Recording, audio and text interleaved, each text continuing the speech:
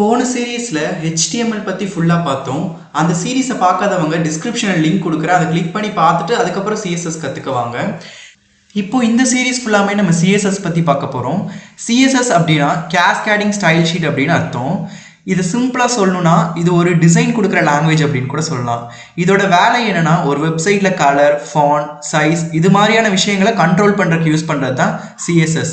இன்னும் சிம்பிளாக சொல்ல போனால் CSS வந்து ஒரு வெப்சைட் எப்படி தெரியணும்னு டிசைட் பண்ணுற ஒரு லாங்குவேஜ். அதோட அழகு எப்படி இருக்கணும், அதோட கலர் எப்படி இருக்கணும், அதோட ஷேப் எப்படி இருக்கணும், பட்டன் எந்த இடத்துல ஃபிக்ஸ் ஆனால் இதுக்கு வந்து லுக்காக இருக்கும், இந்த மாதிரி செட் பண்ணுறது தான் CSSோட மேஜர் வேலை.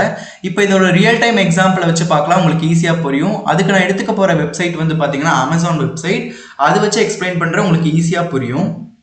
இப்போ நம்ம Amazonோட வெப்சைட்குள்ளே வந்தாச்சு. இந்த வெப்சைட்டே ஃபுல்லாக பார்த்தீங்கன்னா கலர்ஃபுல்லாக தான் இருக்கும். இது எல்லாமே CSSஆல தான் பண்ணியிருக்காங்க. ஃபர்ஸ்ட் இதோட நேவிகேஷன் பார் பாருங்க, பின்னாடி ஃபுல்லாக எனக்கு ஒரு கலரில் டிஸ்பிளே ஆகுதா, இந்த கலர் எல்லாமே CSS யூஸ் பண்ணி தான் கொடுத்துருப்பாங்க. அதுக்கடுத்து இந்த நேவிகேஷன் பாரில் ஒரு எலமெண்ட்டை நான் போய் தொட்டால் பின்னாடி ஃபுல்லாக எனக்கு ஒரு பார்டர் மாதிரி கிரியேட் ஆகுதா, இதெல்லாமே ஹோவர் ஆக்ஷன் சொல்லுவாங்க.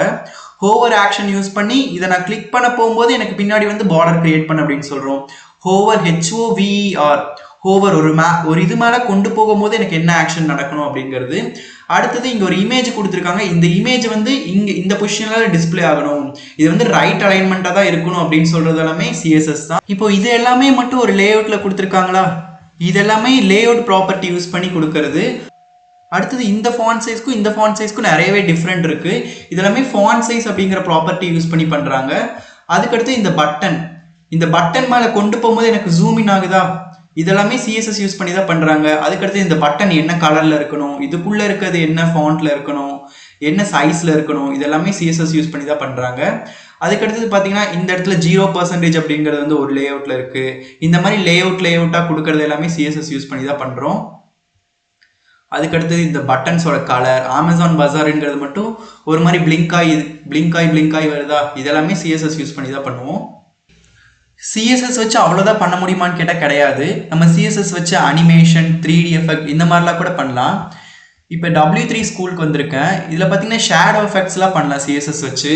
2D transform, 3D transform. இப்போ பார்த்தீங்கன்னா இதெல்லாம் 2D அப்படின்னு சொல்லுவாங்க, 2 டைமென்ஷனல். இப்போ இது பார்த்தீங்கன்னா 3D. அதுக்கடுத்தது CSSோட அனிமேஷன்ஸ். இப்போ இந்த CSS அப்படிங்கிறது வந்து லெஃப்ட் டு ரைட் அந்த மாதிரி மூவ் ஆகுதா, இதெல்லாம் தான் அனிமேஷன்ஸ் அப்படின்னு சொல்லுவாங்க. அனிமேஷன்ஸ் பற்றி இன்னும் டீட்டெயிலாக இந்த W3 ஸ்கூல் வெப்சைட்ஸ்ல எல்லாம் கொடுத்துருக்காங்க. அதெல்லாம் நம்ம 1 by 1 பார்ப்போம். அதுக்கடுத்து CSSோட முக்கியமான ஒரு ரோல் என்னன்னு பார்த்தீங்கன்னா ஒரு வெப்சைட்டை ரெஸ்பான்சிவாக மாற்றணும். அது என்ன ரெஸ்பான்சிவ், இப்போ நான் இதை மினிமைஸ் பண்ணுறேன், இந்த ஸ்க்ரீனை இதை மினிமைஸ் பண்ணாலே எனக்கு வந்து இது கரெக்டாக அலைன்மெண்ட்லாம் மாறாமல் இருக்கா, இதை ஃபோன் மோடுக்கு மாற்றினா அது வந்து ஃபோன் மோடுக்கு மாறுது, இப்போ டெஸ்க்டாப் சைட்டுக்கு மாத்திர அது வந்து டெஸ்க்டாப் சைட்டுக்கு தானாக மாறிடுது. இதுதான் ரெஸ்பான்சிவ் அப்படின்னு சொல்லுவாங்க. இதெல்லாமே மீடியா கோரி யூஸ் பண்ணி பண்ணுவாங்க.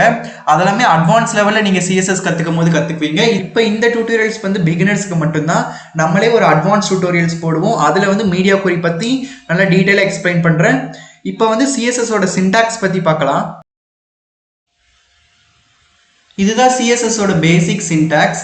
Selector, open bracket, property colon value, semicolon, close bracket. இதுதான் CSSோட சின்டாக்ஸ். நீங்கள் இந்த சின்டாக்ஸ் ஃபாலோ பண்ணி தான் எல்லா ஸ்டைலிங்கும் கொடுக்க போறீங்க.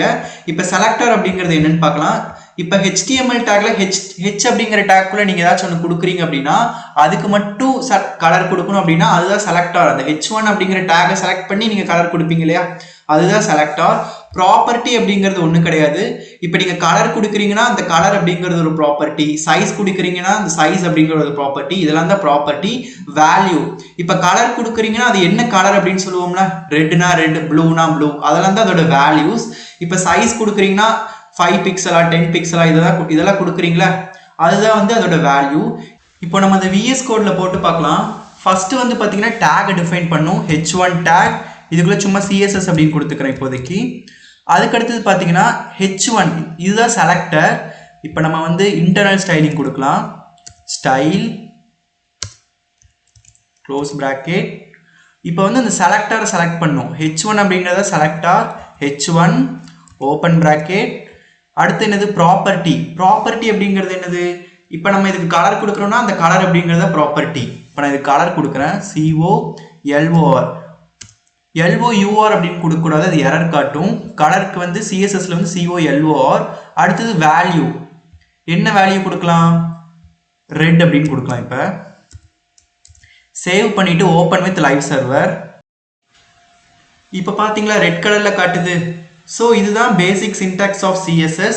இனி வர வீடியோவில் ஸ்டெப் பை ஸ்டெப்பாக ஒரு எலமெண்ட்டுக்கும் எந்தெந்த மாதிரி ஸ்டைல்ஸ்லாம் கொடுக்கலாம் CSS யூஸ் பண்ணி அப்படிங்கிறத பார்க்கலாம். அதுக்கு முன்னாடி நம்ம சேனலை மறக்காமல் சப்ஸ்கிரைப் பண்ணி வச்சுக்கோங்க.